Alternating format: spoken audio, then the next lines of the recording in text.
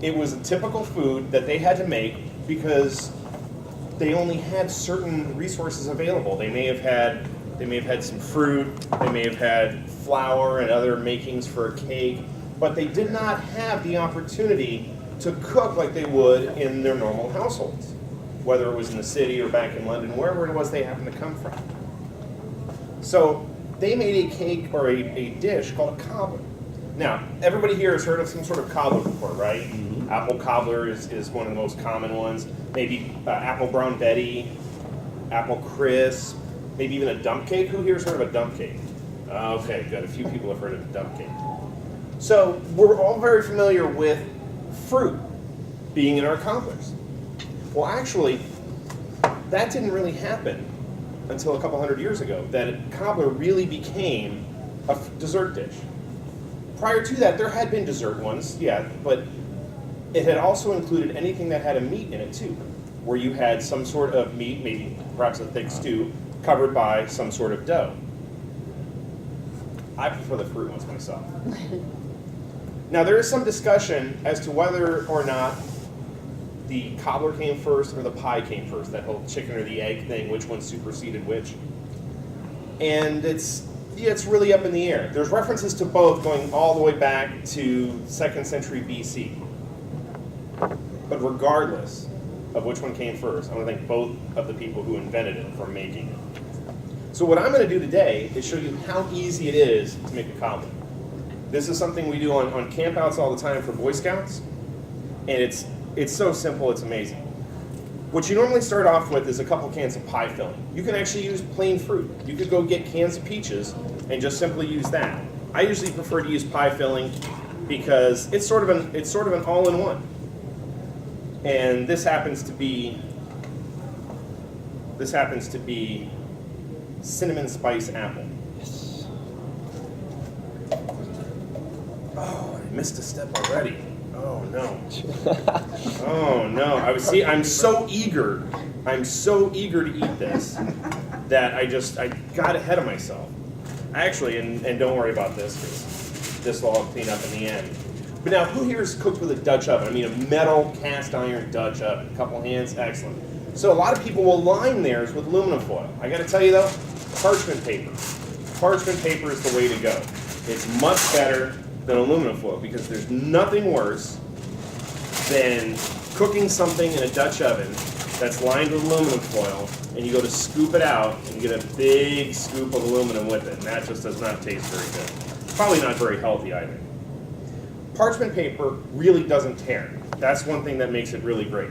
And the nice thing about having dumped the apple in first is the parchment paper is going to stick nice to the to it.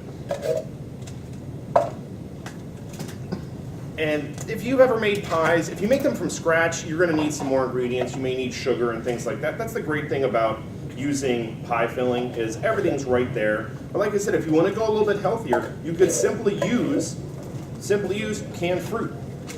What you may want to do, though, you need to be careful with some of the canned fruit, is there's a lot of juice, and you don't want to have too much. So, for instance, if you had 2 big cans of peaches instead of apples, for one thing, I wouldn't eat it because I don't like peaches, but I would recommend draining the juice out of one, then use all the juice from the other. Put these out of the way here.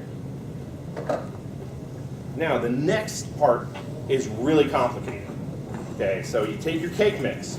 Doesn't matter if you like chocolate, you could do like a German forest cake and do chocolate cake and do cherry pie filling.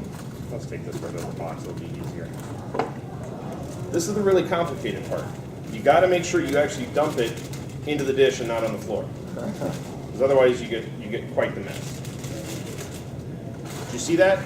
That's years of practice, right? Then you simply smooth it out over the top. See, there's no mixing, there's no KitchenAid appliances here.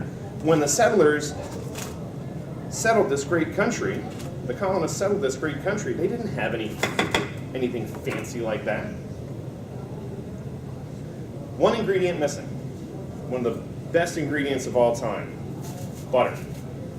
Now, you could use margarine if you want. It's really up to you, from a health perspective, which one you want to use. I prefer butter. Butter's just better all the way around. Unless you're a Blue Bonnet fan, then everything's better with Blue Bonnet on it. So at this point, we've had 2 cans of mix, 2 cans of pie filling, I should say, 1 can of cake mix, 1 stick of butter. This is actually sounding easier than pie, than easy as pie, right?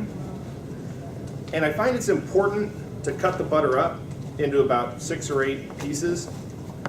If you look at the side of a stick of butter, it actually has like 8 tablespoons on there, as opposed to just sticking 1 big honking blob of butter on the top of your dish.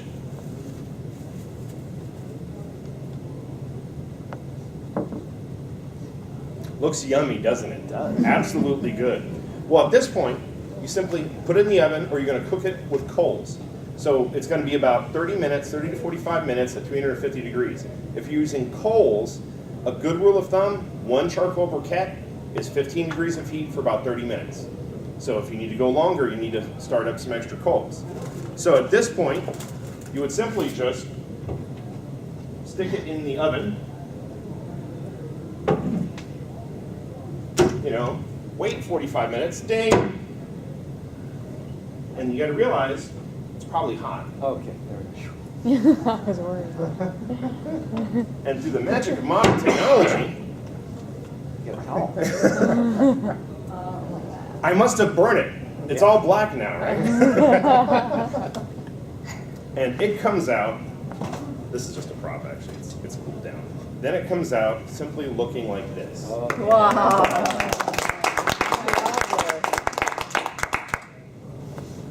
Now, that was easy as pie, wasn't it? It was. Yeah. And I can tell you, it's just as tasty, but I'll let you answer that for yourselves.